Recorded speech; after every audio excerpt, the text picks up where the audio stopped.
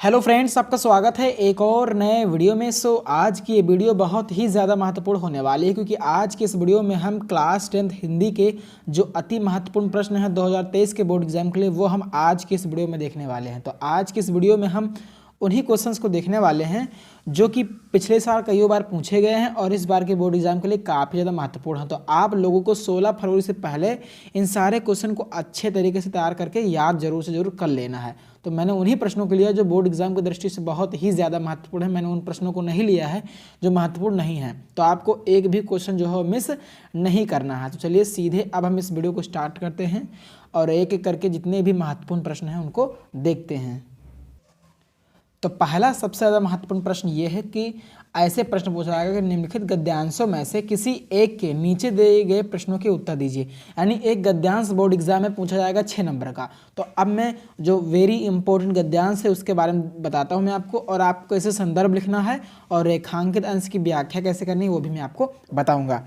तो ये जो गद्यांश है ये बोर्ड एग्जाम की दृष्टि से बहुत ही ज़्यादा महत्वपूर्ण है। तो आप देखते हैं कि हम इस गद्यांश को जो है वो कैसे सॉल्व करेंगे। तो एक एक करके सभी महत्वपूर्ण प्रश्नों को हम देखने वाले हैं। तो ये तो गद्यांश से रिलेटेड प्रश्न है और भी हम आगे नए नए प्रश्नों को देखेंगे।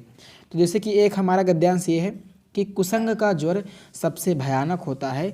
यह केवल नीति और सद्वृत्ति का ही नाश नहीं करता बल्कि बुद्धि का भी क्षय करता है। किसी युवा पुरुष की संगति यदि बुरी होगी तो वह उसके पैरों में बंधी चक्की के समान होगी, जो उसे दिन दिन अवनति के गड्ढे में गिराती जाएगी, और यदि अच्छी होगी तो सहारा देने वाली बहू के समान होगी, जो उसे निरंतर उन्नति की ओर उठाती जाएगी। तो ये गद्यांश है और ये बोर्ड एग्जाम की दृष्टि से बहुत ही ज़्यादा महत्वपूर्ण है। तो देखते हैं कैसे कैसे इसमें प्रश्न पूछा जाएगा। तो आपसे ऐसे प्रश्न सबसे पहले पूछा जाएगा कि उपर्युक्त गद्यांश का, यानी जो ऊपर दिया गया है उसका संदर्भ लिखिए। तो आपको संदर्भ कैसे लिखना है? तो संदर्भ ऐसे आपको लिखना है कि प्रस्तुत गद्यांश हमारी पाठ्य पुस्तक हिंदी गद्य के मित्रता, यानी आपको यहाँ पर जो है ब्लैक पेन से जो है अंडरलाइन कर देना। मैंने रेड पेन से किया है कि आपको स्पष्ट दिखे, लेकिन बोर्ड एग्जाम में आपको इसको ब्लैक पेन से जो है वो अंडरलाइन कर देना है।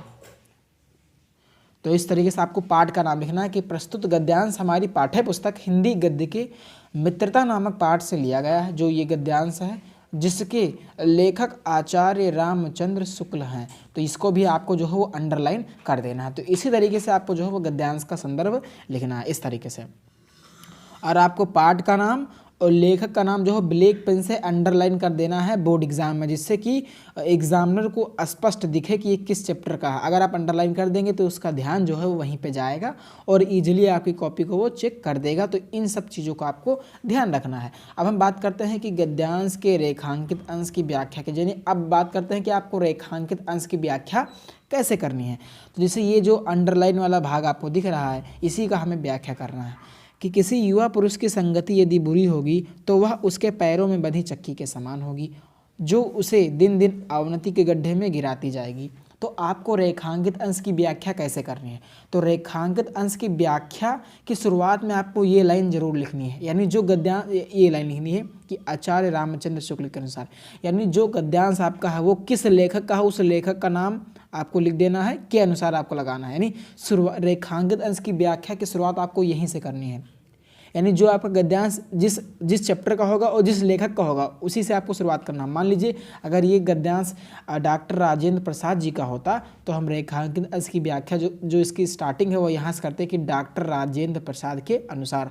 लेकिन ये गद्यांश जो है वो आचार्य रामचंद्र शुक्ल जी का है, तो हमें स्टार्ट करना कहाँ से? आचार्य रामचंद्र शुक्ल के अनुसार। तो रेखांकित अंश की व्याख्या करते समय आपको शुरुआत में यही लाइन लिखनी है, हर जगह आपको ये कंडीशन लगानी है। और अगर यहाँ पर कोई दूसरा गद्यांश होता तो दूसरे लेखक के अनुसार हम यहाँ पे लिखते। तो ये चीज़ आपको बहुत ही ज़्यादा ध्यान में रखनी है, बहुत ही महत्वपूर्ण बात है।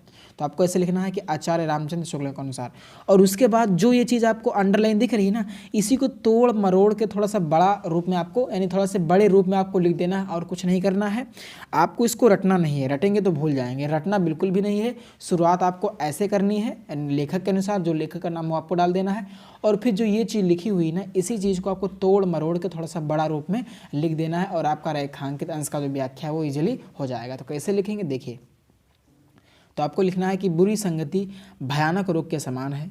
यह अच्छे गुणों का विनाश करने के साथ बुद्धि को भी नष्ट कर देती है। यानी उसी चीज़ को हम थोड़ा सा अच्छे रूप में लिख रहे हैं, अपनी भाषा में लिख रहे हैं। आपको यही करना है, रटना कुछ भी नहीं है इसमें।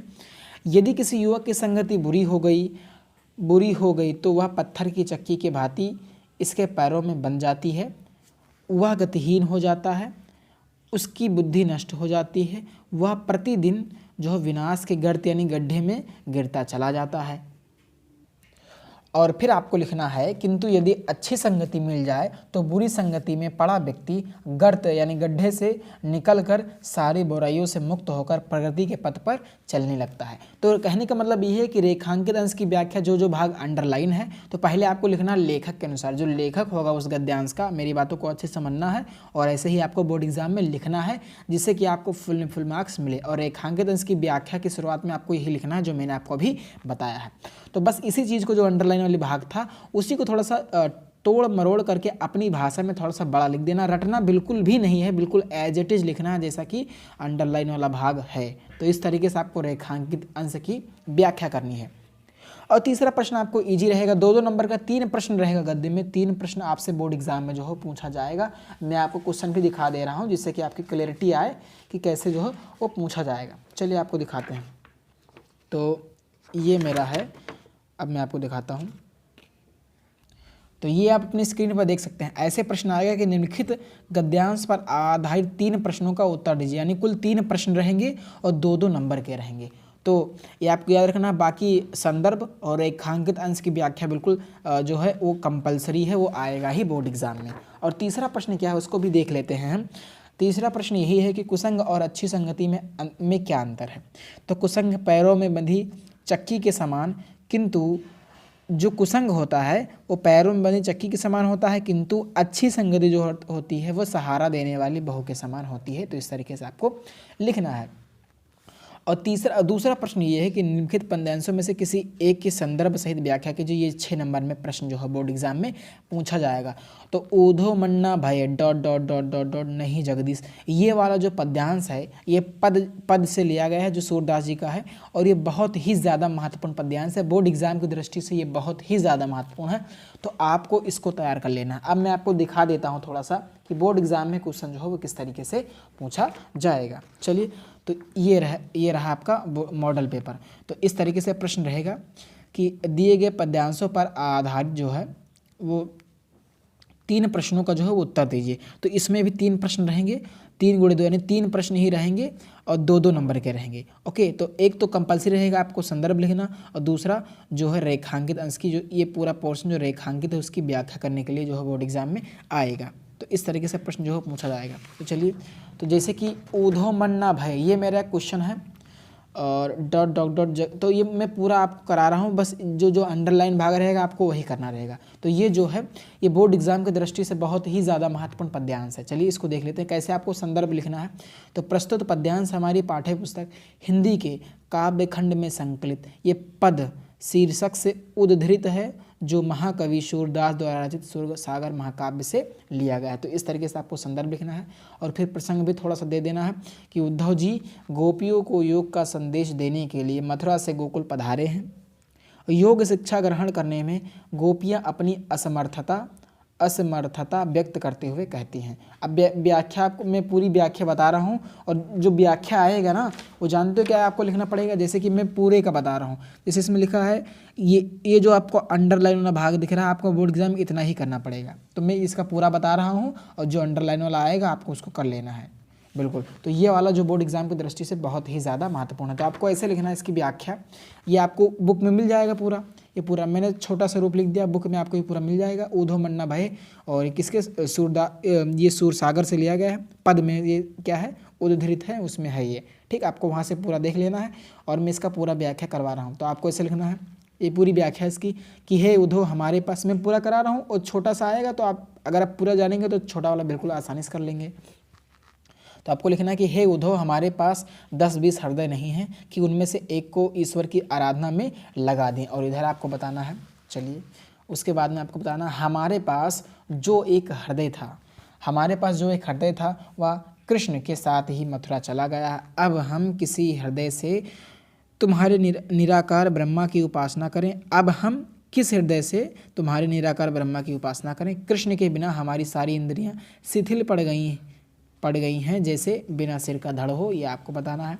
फिर ये पूरा है कि श्री कृष्ण के आगमन की आशा में ही शरीर में श्वास अटकी हुई है और इस हालत में करोड़ों वर्ष तक हम जीवित रह सकेंगे।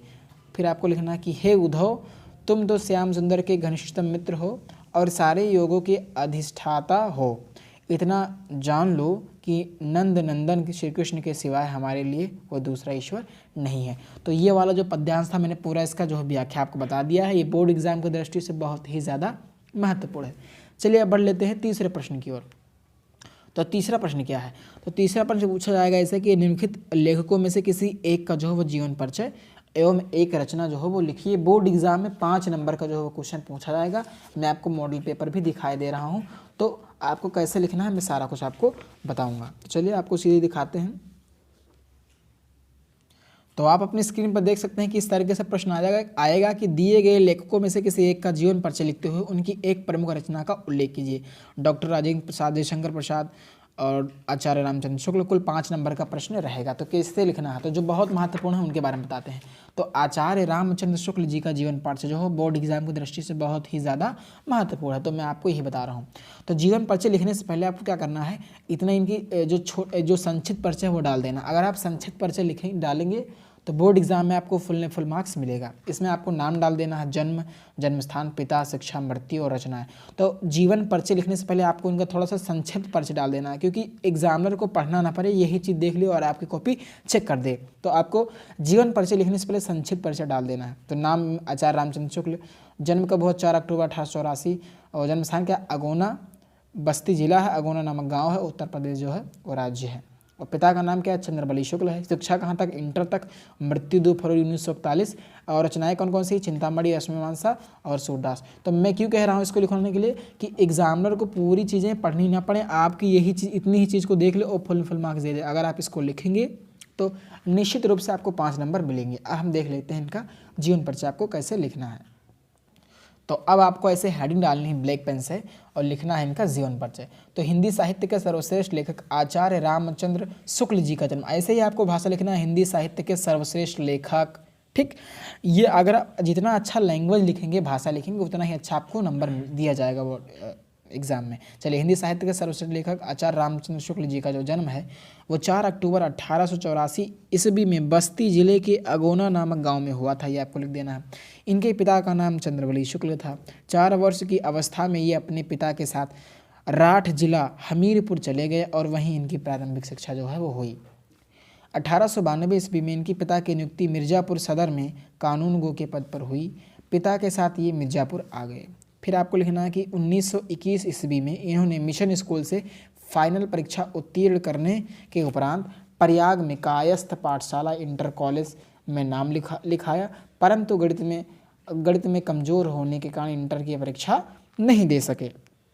उसके बाद आपको लिखना है, बाद में हिंदी शब्द सागर के लिए वैतनिक सहायक के रूप में काशी आ गए। श्वास का दौरा पड़ने के कारण जो है वो 2 फरवरी 1941 ईस्वी को क्या हो गया, इनका देहावसान हो गया। तो ये इनका जीवन परिचय, इतना बड़ा आपको लिखना है। तो जीवन परिचय लिखने से पहले आपको मैंने बताया संक्षिप्त परिचय जरूर डाल देना। अगर आप उसको लिखेंगे तो फुल मार्क्स मिलेगा, क्योंकि एग्जामिनर उसके पास बहुत सारी कॉपियाँ चेक करने के लिए रहती है, तो समय कम रहता है उसके पास, तो मेन चीज़ देखता है। तो आपको वही मेन चीज़ शुरुआत में ही लिख देना है। अगर आप इस चीज़ को शुरुआत में ही लिख देंगे तो उसको ज़्यादा पढ़ना नहीं पड़ेगा, वो इजीली कॉपी चेक कर देगा और आपको फुल मार्क्स मिल भी जाएगा।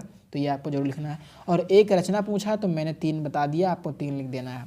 तो हेडिंग डालनी, रचना, इनकी प्रमुख रचना निम्नवत हैं, रश्मिमांसा, त्रिवेणी और सूरदास। चलिए, अब अगला प्रश्न जो पूछा जाएगा वो ये है, छठे प्रश्न की यदि हम बात करें तो ये प्रश्न पूछा जाएगा कि दिए गए कवियों में से किसी एक का जीवन परिचय देते हुए अपनी यानी उनकी जो है उनकी प्रमुख जो है वह रचना का उल्लेख कीजिए। 3 आएंगे, आपको एक करना रहेगा, ये भी 5 नंबर का जो है वो रहेगा। तो सबसे महत्वपूर्ण कवि कौन है उनको देख लेते हैं। चलिए, तो सबसे महत्वपूर्ण कवि जो हैं जो बहुत बोर्ड एग्जाम की दृष्टि से आने की बहुत सारी संभावनाएं हैं, वो कौन है, सूरदास जी हैं। इनका आपको अगर आप इनका तैयार कर लेंगे तो आपका यहाँ से 5 नंबर बिल्कुल पक्का है, हो जाएगा। चलिए, सूरदास जी का कैसे लिखेंगे, तो मैंने वही बात बताई कि जीवन परिचय लिखने से पहले आपको थोड़ा सा इनका संक्षिप्त परिचय जो है वो दे देना है। संक्षिप्त परिचय अगर आप देंगे तो अच्छा मार्क्स आपको बोर्ड एग्जाम में मिलेगा। इसमें नाम डाल देना है, जन्म स्थान डाल देना है, ठीक, पिता का नाम डाल देना है, गुरु का नाम, जो शॉर्टकट में सारी चीज़ें इनकी बता देनी है, इनके जीवन संबंधी। चलिए, जन्म सन 1478 ईस्वी में हुआ, जन्म स्थान कहाँ, रुनकता में हुआ, ठीक, पिता का नाम रामदास, गुरु वल्लभाचार्य, मृत्यु सन 1583 ईस्वी के करीब लगभग हुआ, ये आपको लिख देना लगभग में। और रचना है सूर सागर, सूर सारावली तथा साहित्य लहरी, ये आपको बता देना है। चलिए आप देखते हैं इनका जीवन परिचय कैसे लिखना है। आपको हेडिंग डालनी है जीवन परिचय की और इसमें लिखना है हिंदी साहित्य के सर्वश्रेष्ठ कवि। मैंने अभी पीछे आपको बताया हिंदी साहित्य के सर्वश्रेष्ठ लेखक, वहाँ हम लेखक के जीवन के परिचय के बारे में बात कर रहे थे और इसमें हम कवि के जीवन परिचय के बारे में बात कर रहे हैं, तो आपको कवि ही लिखना है। हिंदी साहित्य के सर्वश्रेष्ठ कवि सूरदास जी का जन्म आगरा से मथुरा जाने वाली सड़क के पास रुनकता नामक गाँव में सन 1478, आपको लिख देना यहाँ पे 1478 में हुआ था। सूरदास सारस्वत ब्राह्मण परिवार में पैदा हुए थे। उसके बाद में आपको लिखना है कि 18 वर्ष तक निकटवर्ती ग्राम में रहकर संगीत का अध्ययन किए। सत्संग के प्रभाव से उन्हें धर्मशास्त्रों का ज्ञान हो गया। फिर आपको लिखना है कि बचपन से ही फिर लिखना है सत्संग के प्रभाव से उन्हें धर्मशास्त्रों का ज्ञान हो गया, बचपन से ही विरक्त हो गए।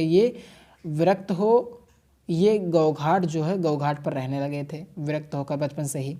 ये वल्लभाचार्य के शिष्य बन गए और वहीं गोवर्धन पर्वत पर बने श्रीनाथ जी के मंदिर में कीर्तन करने के लिए रख लिए गए। इनकी जो मृत्यु है वह पारसौली नामक ग्राम में 1583 ईस्वी के लगभग आसपास जो है वो हुई थी, ये आपको बता देना। फिर रचनाएं डाल ली है और इसमें ये लिख देना है इनकी प्रमुख रचनाएं निम्नलिखित हैं, सूर सागर, सूर सारावली और साहित्य लहरी, ये आपको बता देना है। तो ये हो गया। अब हम बढ़ते हैं कुछ और महत्वपूर्ण प्रश्नों को देखते हैं। चलिए आगे बढ़ते हैं।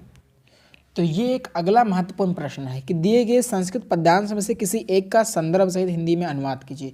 ये कौन बहुत ज़्यादा महत्वपूर्ण प्रश्न है, इसमें देख लेते हैं। तो इस तरीके से बोर्ड एग्जाम में क्वेश्चन आएगा कि दिए गए संस्कृत पद्यांश में से किसी एक का संदर्भ सहित हिंदी में अनुवाद कीजिए। 5 नंबर का रहेगा, 2 दिया रहेगा, आपको 1 करना रहेगा बोर्ड एग्जाम में। तो सबसे ज़्यादा महत्वपूर्ण जो पद्यांश है वो ये है, सर्वे भवन्तु सुखिनः सर्वे सन्तु निरामयः सर्वे भद्राणि पश्यन्तु मा कश्चिद दुःखभाग् भवेत्। ये बहुत ही ज़्यादा महत्वपूर्ण पद्यांश है। तो अब हम इसको सॉल्व कराते हैं। ये बहुत ही बार बोर्ड एग्जाम में रिपीट हुआ सवाल है, तो आपको इसको अच्छे से तैयार कर लेना। चलिए, संदर्भ आपको हेडिंग डालनी है और लिखना है कैसे कि प्रस्तुत पद्यांश हमारी पाठ्य पुस्तक, पद्यांश लिखना है पाठ्य पुस्तक हिंदी के संस्कृत खंड के अंतर्गत भारतीय संस्कृति नामक पाठ से जो है उद्धृत है। इसमें सभी के कल्याण की कामना जो है वो की गई है। ये आपका संदर्भ हो जाएगा इस तरीके से। और अगर हम हिंदी में अनुवाद की बात करें तो आपको इसका अनुवाद ये है कि सब सुखी हों, सब रोग रहित हों, सब कल्याण को देखें, कोई भी दुखी ना हो। तो ये हो जाएगा इसका अर्थ। ये जो पद्यांश है ये बोर्ड एग्जाम की दृष्टि से बहुत ही ज़्यादा महत्वपूर्ण है, तो आपको इसको तैयार कर लेना है। तो मैंने ये बता दिया। चलिए अगले प्रश्न को देख लेते हैं और कुछ महत्वपूर्ण प्रश्नों को देख लेते हैं। तो ये एक महत्वपूर्ण प्रश्न है, वेरी वेरी इंपॉर्टेंट है। चलिए, वेरी वेरी इंपॉर्टेंट है। तो ये जो क्वेश्चन है कि निम्नलिखित में से किन्हीं 2 प्रश्नों का उत्तर संस्कृत में दीजिए। मैं आपको दिखा रहा हूँ कि जो ये जो प्रश्न है वो बोर्ड एग्जाम में 4 नंबर का पूछा जाएगा इस तरीके से कि निम्नलिखित में से किन्हीं 2 प्रश्नों का उत्तर संस्कृत में दीजिए। 4 नंबर का 2 प्रश्नों का उत्तर देना रहेगा। तो कौन कौन से बहुत ही ज़्यादा महत्वपूर्ण जो है क्वेश्चन है उनको हम देख लेते हैं। आप इन्हीं को तैयार कर लीजिए, आपका यहाँ से 4 नंबर बिल्कुल पक्का हो जाएगा। चलिए, पहला प्रश्न ये है कि चंद्रशेखरा कः असीत। तो चंद्रशेखरा एक प्रसिद्ध क्रांतिकारी देशभक्त असीत, तो ये आपको लिख देना है। ये बहुत ही ज़्यादा जो मैं बता रहा हूँ, अगर आप मैं 5 क्वेश्चन बताऊँगा इसमें यानी संस्कृत के, अगर आप इनको तैयार कर लेते हैं तो बिल्कुल 4 नंबर आपका बिल्कुल यहाँ से डन है। आपको इसके अलावा और कुछ नहीं पढ़ना है, बस इन्हीं 5 क्वेश्चन को आपको तैयार कर लेना है। तो पहला प्रश्न यही है, चंद्रशेखरा का असीत। चंद्रशेखरा एक प्रसिद्ध क्रांतिकारी देशभक्त असीत। फिर दूसरा प्रश्न ये है कि वीर केन पूजते, तो वीरः वीरेण पूजते। फिर आपको है वाराणसी नगरी कस्या कूले स्थिता, तो वाराणसी गंगाया कूले स्थिता, ये आपको बता देना है। फिर आपको चलिए चौथे प्रश्न की ओर बढ़ते हैं। चौथा प्रश्न आपकी स्क्रीन पर ये रहा कि वाराणसी के सा संगम स्थली अस्ति, तो इया नगरी विविधाना कालाना शिल्पाना चाकृते लोके विशुद्धता, ये आपको विशुद्धता आपको बता देना इस तरीके से। फिर पांचवा है कुत्र मरणम मंगलम भवती, यानी कहाँ कुत्र मरणम मंगलम भवती, तो वाराणस्या मरणम मंगलम भवती, तो इस तरीके से। तो ये थे हिंदी के अति महत्वपूर्ण प्रश्न जो कि बोर्ड एग्जाम की दृष्टि से बहुत ही ज़्यादा महत्वपूर्ण है। यदि आप इन प्रश्नों को तैयार करते हैं तो निश्चित रूप से आपको बोर्ड एग्जाम में अच्छे मार्क्स मिलेंगे। तो आशा करता हूँ कि आपको ये वीडियो पसंद आया होगा। वीडियो पसंद आया तो वीडियो को लाइक करें और यदि चैनल पर नए तो चैनल को सब्सक्राइब ज़रूर करें। धन्यवाद।